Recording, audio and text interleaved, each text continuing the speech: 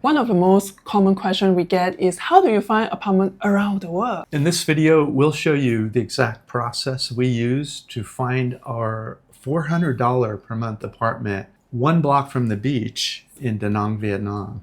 And in the end, we will give you a full apartment tour.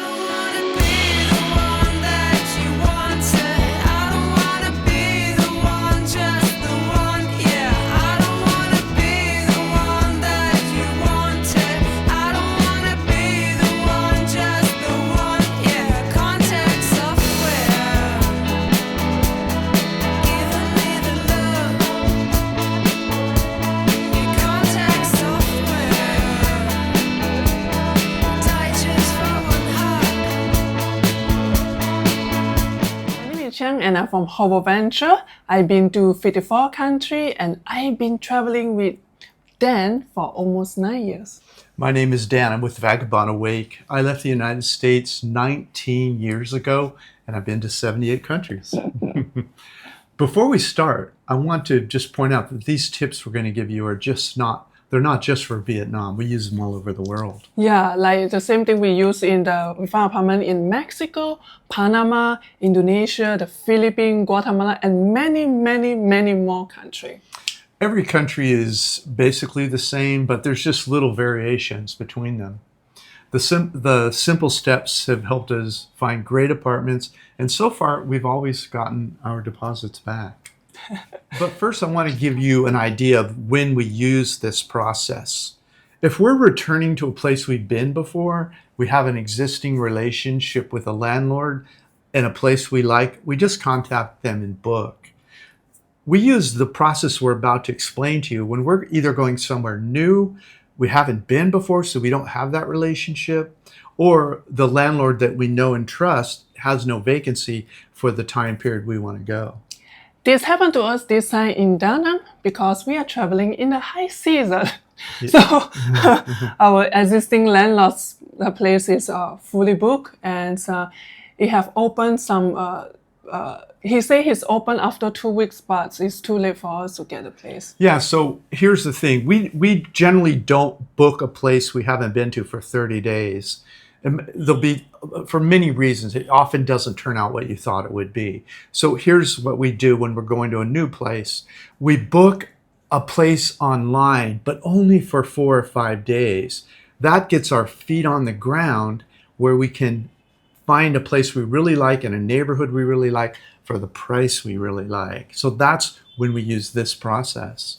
And also that we book in the like Airbnb and a hotel like booking.com as well, just for 5 days so we can go around.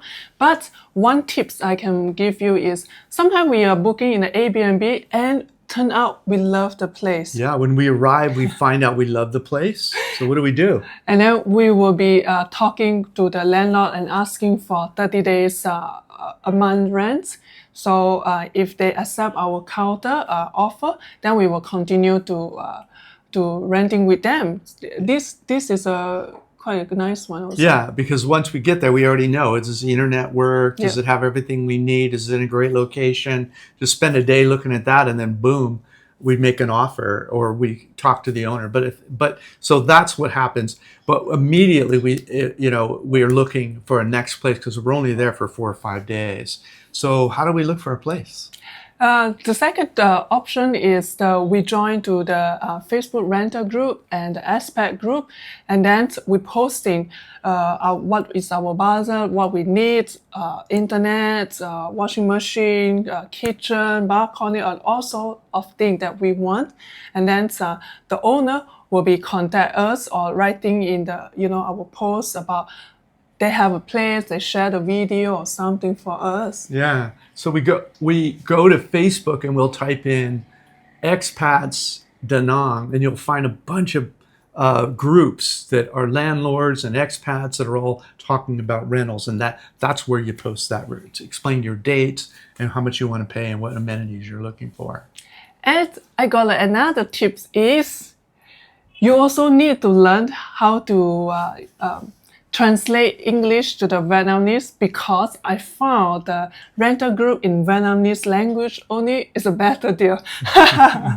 Yeah. So So, and some of them, they speak English as well, but you just use Google Translate, copy whatever you, translate whatever you want and posting over there, and they will show you what you want. So, and also, I also do like, when you go to those expat group, they already have a bunch of the people already post what their budget, what they want, what is the location. So I just go to read the comment to see the owner over there. Is this asking, oh, do you still have this place available? You know, something like that. Then we will go see the good one. Yeah. So in addition, when you're communicating with a landlord, you want to ask some questions just to make sure it fits what you need before you go across town or really across the street. You know, will they do it for 30 days or 60 or 90 or whatever your needs are? Do they have internet? Do they have hot water? You know, just basic questions of things that are absolutely necessary to you. And then you book an appointment to go see it. So, so when we arrive in that apartment, you know, the first thing is I will check around, you know, and then also we'll be checking the internet speed test, because this is very important to us. Yeah. And also then also we'll go to check the hot water, because that's very important for them. Water pressure, hot water. And for me, I'm checking the kitchen area, you know. If they have a microwave, if they have a washing machine, you know, a place to hang my clothes, you know, all these. So we have our job separately, that what we're looking for. Then we will, if everything is good, we give a signal, that's good one, then we make an offer with the owner. Then we try to make a deal. One thing though you should think about, and if you're in a high demand area, like when we arrived in Da Nang, there was a lot of demand for apartments there. And landlords wanted $500-600 a month, but we only wanted to pay $400. And so you have to be willing to meet early in the morning, late at night. You have to be able to go now as soon as you find the numbers you want. And you'll be surprised. Vietnamese people are very ambitious, and they'll meet you early morning or late at night. You know what? Actually, our apartment, that one, that I contacted the owner at 7:30 in the morning, and then I asked that I want to see the apartment as soon as possible. So we see apartment at 8 o'clock in the morning and close the deal at 8:10. There you go. Because it's very high demand that time. It's a high season that time. So, and that location is very good. I love it, you know. Now, if it's early in your process and you've looked at the apartment, you're kind of on the fence about it, and maybe you want a better deal or it's not exactly what you want. While you're there in that neighborhood, you want to walk around the neighborhood, put your feet on the ground and walk the neighborhood. And you want to look for other apartments. A lot of them will have, and again, this is not just Da Nang, it's all over the world. A lot of them will have phone numbers, and you want to be able to contact those landlords in other apartments nearby. There's a rule of thumb that we've noticed over the I've over sort of 19 years, and 𝐁𝐎's over 9 years. And that is that the more convenient it is to book a landlord's apartment, the higher the price is. And that's why places like Airbnb charge more than, you know, once you have your feet on the ground and you can make deals. And so if you're walking neighborhoods and you get phone numbers, there's a good chance that one of those landlords, it's going to be a little bit inconvenient. They're not using Facebook and all these other ways to book places. They're just waiting for someone to call on their number, and their data might be a little older. Apartments may have gone up in their neighborhood and they don't even know it. So walk the neighborhoods, look for the signs, and make sure that there's coffee shops there and restaurants and things to do in that neighborhood. The convenience of, you know, a quick go market and all the stuff that you want in your neighborhood. So it's not just about the apartment, it's also about the neighborhood. We see like a few apartments in Da Nang as well. So I will show you this video, this one of the apartment we see. This apartment in Da Nang is 12 million. Has a fridge, washing machine, microwave, cooktop, dishes and stuff. It's a studio, they call one big room. AC, little table here, workstation, cabinet. It's on the second floor, elevator. But we tested the internet, it's quite low, so it won't work for us. And we didn't make a deal on that time because it's not really, you know, a nice really apartment. It was a little more than we wanted to spend too. Yeah, it's a little bit more than what we want to spend. And so that's why we didn't take that. And the apartment also is slightly smaller. Yeah. And just so you know, when you hear someone saying, you can't rent an apartment for $400 a month, that's somebody further up on the convenience scale. They're willing to just book it. Oh, we looked at one or two, let's book it. But if they have a tighter budget, or, people are willing to spend a little more time, that's when you can get lower on the price. And, well, the next thing is a lot of people also asking, how you communicate with the owner? Well, language is definitely quite not easy here, but we use Google Translate. Everything is use Google Translate. They also know how to use Google Translate. Yeah. And Google Translate is pretty straightforward. Once you learn how to use it, you can use it you just hit the button on your phone and speak in your language and have it set to speak out whatever you said, and they'll listen to it. Or you can type what you want in your language, it'll convert it to theirs, you hand it the phone and they read it, and vice versa. Yeah, so it's so easy but one thing I have to say, Google Translate is not 100% correct. I would say it's just 80 to 90% correct. You need to use a simple word so the Google able to translate to the Vietnamese, to Spanish, to whatever language. Yeah. For sure. Because that, I have asking the owner about the towel. Did they provide towel? and then the translate come out is handkerchief. And then the owner send me, oh, I will send you the handkerchief. I say, what handkerchief? And then he find out that the translate is something wrong. Then he change it back and show it that is a towel. Yeah.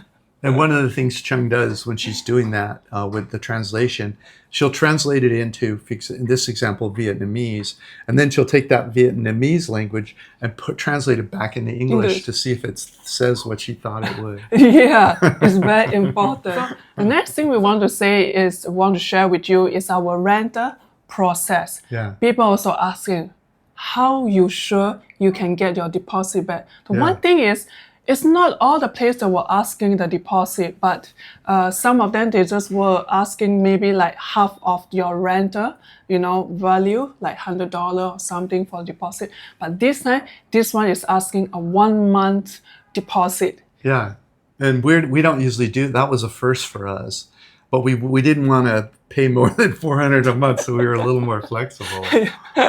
So it's quite scared, but I'll share you about process.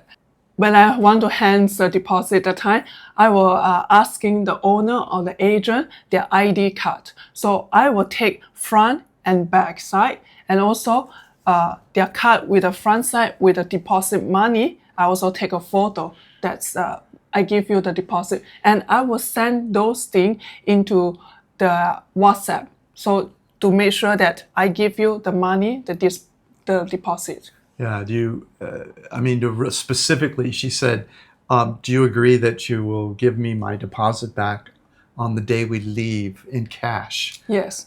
And then I will say that if you agree, please reply yes. So he understands everything and he tap yes. All is in our WhatsApp. So you agree, you will return our deposit in cash. In cash. Because so the game afoot is that if it's a landlord who doesn't plan, and I'm not saying this happens a lot, it's never happened to me in 19 years, but what I've heard other people online, which means it might hardly ever happen. I just don't have any statistics for you on that. But if the landlord is planning on not giving you the money back, it's because they're like, oh, I'll wire it to you tomorrow. Yeah. But if he didn't say yes to me, I would say, it's okay. I don't want to continue renting this place. I only want my deposit in cash. Yeah. So that is a very important. Also, it's beyond on trust. And there's a physical aspect to that. Because on the last day of the rents, you're going to hand them the keys. And if they're not handing you the money back, you're face to face with them. It's not like, oh, when's that deposit going to be wired? There's a physical aspect to it. And also that they will bring a contract, rental contract as well. So absolutely. We will sign the rental contract on the day that we agree and when we exit, and also the electric reading. So in the end of the day, they will come to the apartment and calculate how much is electric that we need to pay. Then they use the deposit to minus the electricity then they give him back our money. Yeah. So I'm quite lucky. We are quite lucky. And we don't do it that often. We rarely do it. I don't think we've ever paid a full month before, have we? Not Get that. 19 years never paying a full month, but we're 100% getting the money back. Touch wood. I think that's always people say that we have a good travel karma. Yeah. And we also like it's a very the instant thing, like if you really trust that people, you have find that he's okay. Yeah. Then it's okay. Yeah, it's a sense. There's a sense to it. But you have to have your radar up. But I would say that it's just a luck, maybe. Yeah. We don't know everything. We just do it the best we can. Here is our apartment, that $400 in Da Nang. Woo! This is kitchen area. You have a washer and a fully furnished kitchens. It's very nice. You also have a fence, and then this fridge. Going here is our toilet. See, I have to go down. They are quite short on the mirror side. And you also have water heater. It's nice. And this is our room. I like it have a divider, so it's getting cold in the room. And this is my handsome boyfriend. It have AC as well. It's very nice. TV, internet is good for us to work. And also this is our view here. At least we are on the 5th floor, so it's nice. Quite a nice place here. Yeah, great job. Again, in finding a place reasonably priced. So some final thoughts. We still do book 30-day stays on Airbnb. It's generally in places where the price is really, it's just so fair. It's so reasonable that we're not really worried about it. Example, in Argentina, Buenos Aires, we're renting a month apartment over there, and she is a super host. All the comment is great. Yeah. So we book it. It's about $800, but that price is very fair in the Argentina. Yeah, I mean, it probably would cost $600 for an apartment of that quality there. Plus, she's throwing in air conditioning, electricity and everything. Electricity. Everything's included for a month. So so maybe we could have saved $50 by renting a furnished place and then paying the electric and all that. But she was a super host. It was beautiful. It had everything we wanted. I did go to the Facebook post and check. The price over there is about $500-600, but the location is not what we want. Yeah. We was in the best location in the Buenos Aires. That's why that price, I'm agree and I'm okay with that. Yeah, the location is everything. Okay. Remember, these apartment hunting tips are not just in Vietnam. It's all around the world. Yeah. So join the local Facebook group, contact the owner, read the posts from other people, contact the owner over there, and walk around the neighborhood to find what you want. And trust your sense about people. So now we would love to hear from you. What have your experience with the short-term rents or long-term rent, and have you had any problem to get back your deposit back, Yeah. And also, what is your tips that you go for any apartment hunting? Yeah, let's hear your tips too. And if you're interested to living in Da Nang, Vietnam, check out this video right here. It's more than 100,000 views already on this video. All right. Apparently, people love that. Thank you so much for watching, and we will see you in the next video. Bye-bye. Bye-bye.